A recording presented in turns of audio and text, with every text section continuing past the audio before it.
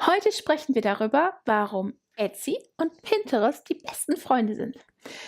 Ja, das ist eigentlich ganz einfach. Etsy ist eine visuelle Plattform, auf der du neue Produkte findest, und Pinterest auf der anderen Seite ist eine Bildersuchmaschine. Also was liegt näher, als Bilder, die du erstellt hast, von deinen Produkten auf Pinterest zu posten und dadurch neue Besucher zu deinem Etsy-Shop zu leiten? Ja, nicht viel, richtig?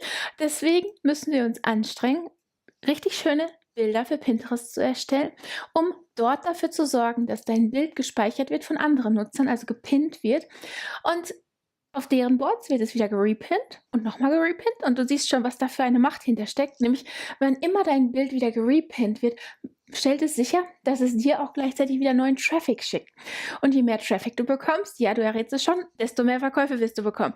Und da ist die Power, die Pinterest dir bietet, und die müssen wir für unseren Etsy-Shop nutzen. Das tun wir auch, indem wir richtig schöne Bilder erstellen. Und ich zeige dir jetzt, wie du richtig tolle Etsy-Bilder erstellst, also Pinterest-Bilder für Etsy, für deine Produkte auf Etsy, und Menschen dazu bringst, da drauf zu klicken, zu deinem Shop zu kommen und hoffentlich ganz viel zu kaufen. Um ein schönes Bild für Instagram zu erstellen, nutze ich das Instagram Stories Pack. Aber du kannst das natürlich auch komplett selber machen in Photoshop und brauchst es überhaupt nicht kaufen. Wenn du das aber möchtest, das gibt es bei Creative Market. Ich hinterlasse den Link natürlich, sodass du das auch finden kannst. Und hier sind die verschiedenen Vorlagen in dem Pack. Und du siehst immer, es ist immer ein JPEG und ein PSD-File. Wir brauchen natürlich jetzt gleich den PSD-File. Ich möchte dir nur einmal ganz kurz zeigen, wie es eigentlich aussieht. Und zwar so. Und das habe ich in dieses Bild hier gemacht. Ja, machen wir doch mal, dass du einmal nebeneinander sehen kannst. Also, es kann vorkommen, dass du zunächst erst einmal ein paar Schriften installieren musst, damit das hier auch vernünftig angezeigt wird. Und dann kannst du auch schon loslegen, und dann werden eigentlich nur diese Bilder hier ausgetauscht. Ich mache jetzt mal beides zu und wir gehen rüber zu Photoshop, aber nicht bevor du einmal hier reingucken konntest, weil hier sind dann auch eigentlich hier die Schriften drin. Und wenn du ein Bild in Photoshop öffnest, dann wird dir eigentlich schon angezeigt, ich mache das mal einmal, dass irgendwelche Schriften fehlen. Jetzt fehlen bei mir zufällig keine, aber normalerweise wird dann angezeigt, die und die Schrift fehlt, und dann kannst du die Schrift auswählen, einfach hier den Ordner öffnen, doppelklicken, und dann wird das Ganze auch schon installiert. Also viel einfacher wird es nicht. Okay, gehen wir einmal in Photoshop. Ich öffne jetzt diese PSD-Datei. Und hier müssen wir jetzt die verschiedenen Bilder austauschen. Ich habe erst gedacht, das Ganze ist ein bisschen ja sehr farbenkräftig, aber da ich das selber gestalten kann, wird das natürlich sehr viel besser. Was ich jetzt machen muss, ist, ich klicke hier mein Bild an, und dann wird das auch schon in der Layer-Palette, in der Ebenenpalette ausgewählt. Du kannst hier oben ein Auto-Select wählen. Das heißt, wenn ich hier drauf klicke, dann springt das hier zu diesem Bild in der Ebenenpalette. Aber das passiert nur, wenn ich hier Auto-Select ausgewählt habe. Deswegen einmal doppelklicken. Jetzt bin ich hier drauf. Und hier siehst du so ein kleines Zeichen unten rechts. Und wenn ich da drauf klicke, dann wird das komplette Bild hervorgeholt. Ja?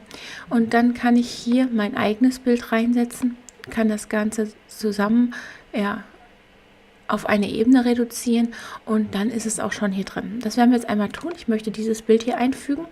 Jetzt gucke ich einmal mit Command-Alt-I, wie groß das überhaupt ist, und ich sehe schon, das ist ziemlich groß. Im Gegensatz zu diesem Bild hier, wenn ich hier Command-Alt-I drücke, dann sehe ich, die Breite sind 1080 x 1920, also das ist Full HD. Dann reduziere ich zumindest die Breite auf dieselbe wie das Bild. Einfach nur, damit ich das Ganze besser handeln kann. Du musst das nicht. Also auch hier, wenn du das eben nicht machst, dann ist es eben sehr viel breiter, und du musst es in dem Bild drin transformieren. Auf OK. Und jetzt ziehe ich das einfach hier rüber. Und du siehst schon, was passiert ist. Es ist nämlich jetzt nur noch so breit wie das Bild. Also was ich machen muss, ist, ich muss die Höhe auf 1920 bringen. Also gehe ich hier nochmal in der History zurück und mach das noch einmal. Wenn dein Photoshop auf Deutsch ist, was sehr wahrscheinlich ist, dann lass dich davon gar nicht irritieren. Es gibt hier ganz genau dieselben Button, ganz genau dieselben, ja, es ist eigentlich alles gleich, es sind nur die Wörter, die anders sind. Also bei History steht da zum Beispiel Protokoll und bei Layer steht Ebene halt.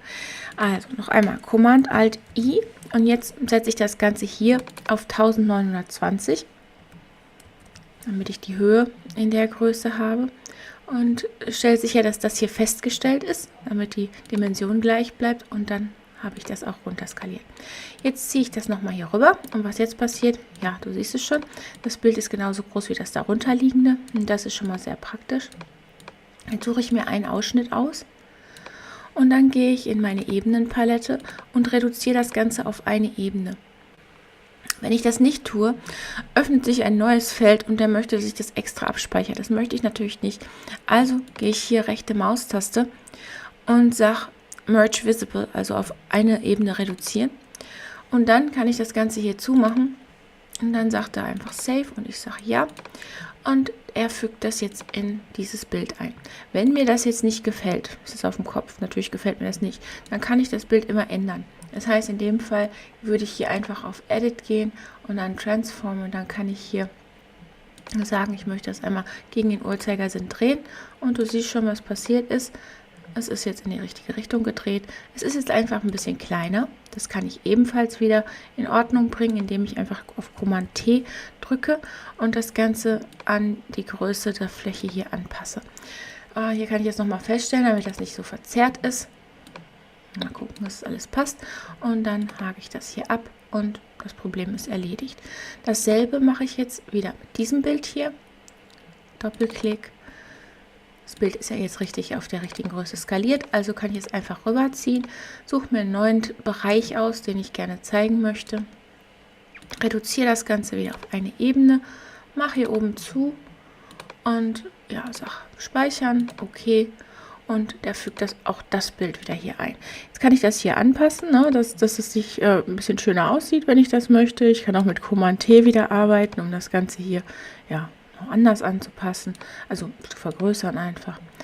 Stelle einfach nur sicher, dass hier keine, ja, du siehst schon, wenn ich das hier zu weit runterziehe, dann sieht man hier so Ecken, ne? Das muss natürlich nicht sein.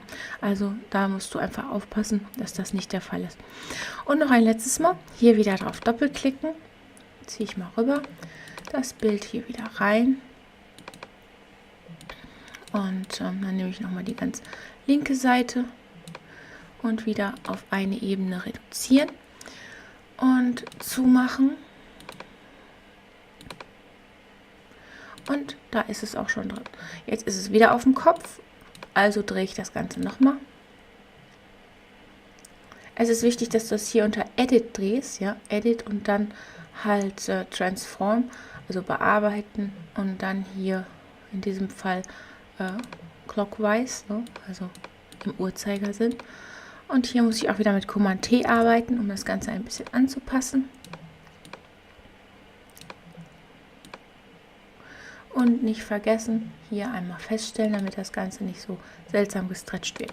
Okay, das war es eigentlich schon. Jetzt kannst du hingehen, jetzt mache ich das Bild mal zu und kannst hier den Text anpassen. Ne? Also gehst einfach hier auf das T und klickst dann hier rein. Da du ja jetzt die Schriften installiert hast, kein Problem mehr, kann ich hier ein Color und in die nächste Zeile Festival. Dann kann ich sogar noch hingehen und hier meinen Link eingeben oder das einfach stehen lassen. Ne? Oder ich kann hier irgendwas anderes schreiben, was immer ich möchte. Und hier statt mit Mix kann ich natürlich auch ein anderes Wort hinsetzen. Ne? Wenn ich jetzt Festival schreiben will oder so, muss ich gucken, dass das dann hinterher wieder passt. Also mache ich Command A, damit das alles markiert ist und setze die Größe des Ganzen hier um einiges runter. Und dann dürfte das auch wieder passen. Also ich kann das wirklich beliebig hier ja, anpassen. Und schon habe ich ein neues Bild, das ich für Pinterest nehmen kann und das erregt garantiert Aufmerksamkeit, weil es ist schon ein bisschen anders. Ne? Es ist ein bisschen anders gestaltet, es kommt richtig schön raus und ich kann hier wirklich ganz frei gestalten, was ich wohin haben möchte. Wie gesagt, du kannst es alles auch komplett selber gestalten. Es gibt auch ganz viele verschiedene Packungen auf Creative Market, wo ganz viele verschiedene Vorlagen drin sind. Das ist nur, um das Leben einfacher zu machen. Du kannst das alles komplett alleine machen. Also du musst hier gar nichts kaufen. Du kannst es einfach selber erstellen in Photoshop, wenn du da ein bisschen firm bist. Du kannst auch Programme nehmen wie Canva oder PicMonkey und kannst dir das erstellen, ganz wie du magst.